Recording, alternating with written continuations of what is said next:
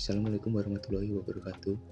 Saya Sandi Setiawan. Di video ini saya akan menjelaskan bagaimana evolusi atau sejarah perkembangan komputer dari generasi pertama sampai saat ini. Oke, sebelum masuk itu, apa itu definisi dari komputer? Jadi sederhananya, komputer adalah sekumpulan alat elektronik yang saling bekerja sama untuk menerima data, mengolah data, dan menampilkan data untuk pengguna. Jadi komputer pertama kali ini ditemukan oleh seorang ilmuwan dan matematikawan asal Inggris bernama Charles Babbage di tahun 1822.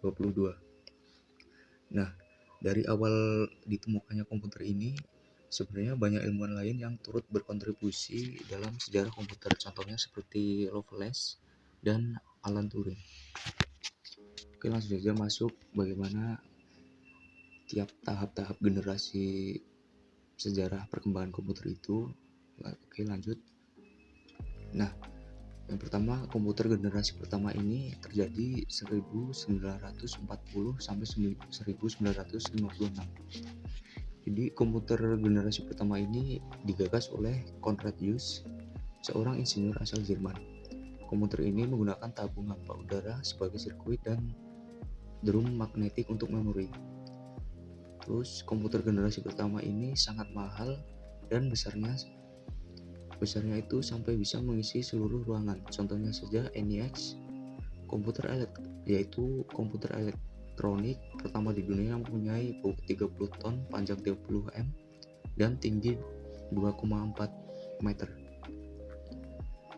Nah, untuk gambarnya bisa dilihat di sebelahnya ini, bisa mengisi seluruh ruangan ya. Nah, terus komputer generasi pertama juga mengandalkan machine language, yaitu level bahasa pemrograman paling rendah yang bisa dimengerti oleh komputer. Bahasa pemrograman ini juga hanya bisa menyelesaikan satu perhitungan setiap waktu, serta butuh berhari-hari atau berminggu-minggu untuk menyetel perhitungan baru. Oke, selanjutnya yang kedua, komputer generasi kedua, yaitu terjadi pada tahun 1956 sampai 1963. Nah, diciptakannya transistor pada masa ini mengubah wajah komputer generasi pertama. Transistor menggantikan tabung hampa dan memulai perkembangan komputer generasi kedua. Oke, terus transistor jauh mengungguli tabung hampa dan memungkinkan komputer menjadi lebih kecil, cepat, murah, dan hemat energi bila dibandingkan dengan pendahulunya atau komputer sebelumnya. Nah, contoh gambarnya ini di sebelahnya. Terus, secara umum komputer generasi kedua ini sudah menggunakan bahasa pemrograman tingkat tinggi. Kapasitas memorinya sudah lumayan besar, tidak membutuhkan terlalu banyak listrik, dan proses operasinya sudah cepat.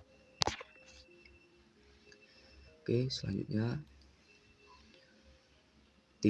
komputer generasi ketiga yang terjadi pada tahun 1964 sampai 1971.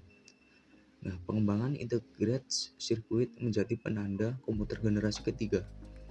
Dalam pemakaian komputer generasi kedua, transistor membuat komputer jadi cepat panas.